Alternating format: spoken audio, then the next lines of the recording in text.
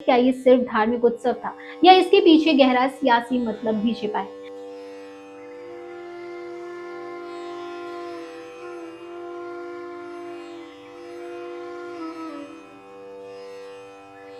25 नवंबर 2025 को अयोध्या की धरती पर एक और इतिहास रच गया। प्रधानमंत्री नरेंद्र मोदी ने श्री राम जन्मभूमि मंदिर के 161 फीट ऊंचे शिखर पर भगवा धर्म ध्वज फहराया। वैदिक मंत्रों की गूंज जय श्री राम के नारों के बीच वो पल आया जब 22 फीट लंबा 11 फीट चौड़ा केसरिया झंडा लहराया, जो 4 किलोमीटर दूर से दिखाई दे रहा है। पीएम मोदी की आंखें नम थी, हाथ कांप रहे थे। उन्होंने कहा, यह ध्वज सदियों के घाव भरने का प्रतीक है। 500 साल की यह अग्नि आज शांत हुई, लेकिन सवाल यह है, क्या ये सिर्फ धार्मिक उत्सव था या इसके पीछे गहरा सियासी मतलब भी छिपा है। क्या ये बीजेपी की 2029 की चुनावी रणनीति का हिस्सा है या हिंदुत्व को नई ऊंचाई देने का मास्टर स्ट्रोक। आज की इस वीडियो में हम इतिहास से लेकर राजनीति तक सब कवर करेंगे। तो चलिए शुरू करते हैं। नमस्कार, मैं स्वाति पांडे और आप देख रहे हैं आपकी खबर राजनीति। सबसे पहले समझते हैं ये ध्वजारोहण क्या था। विवाह पंचमी के शुभ अवसर पर जब त्रेता युग में राम सीता का विवाह हुआ था, 25 नवंबर को अभिजीत मुहूर्त 11:58 से 12:30 बजे पीएम मोदी ने ध्वज स्थापित किया। राम जन्मभूमि तीर्थ क्षेत्र ट्रस्ट के अनुसार ये मंदिर निर्माण के तीसरे और अंतिम फेज का पूरा होना था। दिसंबर 2023 में पहला फेज, 2024 में दूसरा और अब 2025 में तीसरा। सब कुछ समय से पहले। पीएम मोदी सुबह 9:35 पर अयोध्या एयरपोर्ट पहुंचे, हेलीकॉप्टर से साकेत यूनिवर्सिटी गए, रोड शो किया, सप्त मंदिर में पूजा की और फिर मंदिर पहुंचे। 6000 से 8000 मेहमानों को न्योता। RSS chief Mohan Bhagwat, CM Yogi Adityanath, पूर्व जजों से लेकर कार सेवकों तक। अयोध्या को 100 टन फूलों से सजाया गया। 10,000 पुलिसकर्मी तैनात, एंटी ड्रोन सिस्टम चालू। भारतीय सेना की 316 ईएमई वर्कशॉप ने इस मुश्किल काम को अंजाम दिया।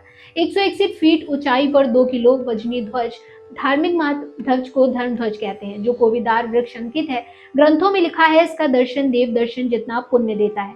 पीएम ने कहा, ये प्राण जाए पर वचन न जाए की प्रेरणा है, लेकिन अब सियासी चश्मा लगाते हैं। दोस्तों, राम मंदिर बीजेपी का ट्रम्प कार्ड रहा है। 1990 की आडवाणी रथ यात्रा से शुरू होकर 2014 में मोदी की जीत का आधार बना। 2019 में सुप्रीम कोर्ट फैसले के बाद 303 सीटें, 2024 में प्राण प्रतिष्ठा पर 240 सीटें। हालांकि बहुमत ना सही, लेकिन हिंदुत्व वोट सॉलिड। अब ये ध्वजारोहण ये मंदिर को पूर्ण घोषित करने का सिग्नल है। ट्रस्ट चेयरमैन नृपेंद्र मिश्रा ने कहा, निर्माण पूरा, अब पूर्ण रूप से एक्टिव। सियासी फायदा सबसे बड़ा, 2029 लोकसभा चुनाव से पहले हिंदू वोटरों को एकजुट करना। उत्तर प्रदेश में 80 सीटें, जहां योगी मोदी का फॉर्मूला चलेगा। सोशल मीडिया पर हैशटैग राम मंदिर ध्वजारोहण ट्रेंड कर रहा है। लाखों पोस्ट में लोग कह रहे हैं, मोदी है तो मुमकिन है। मोदी ने संबोधन में कहा, यह विकसित भारत का संकल्प है, समाज की सामूहिक शक्ति।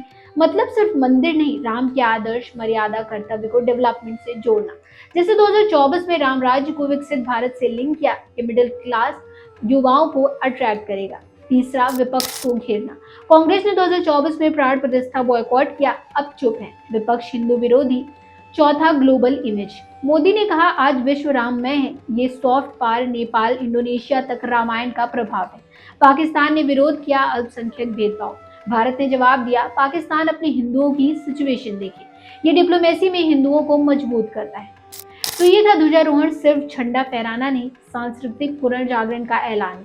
सियासी मतलब, बीजेपी को हिंदू वोट सेकेंडाइज, विपक्ष को बैकफुट पर और मोदी को राम भक्त लीडर इमेज।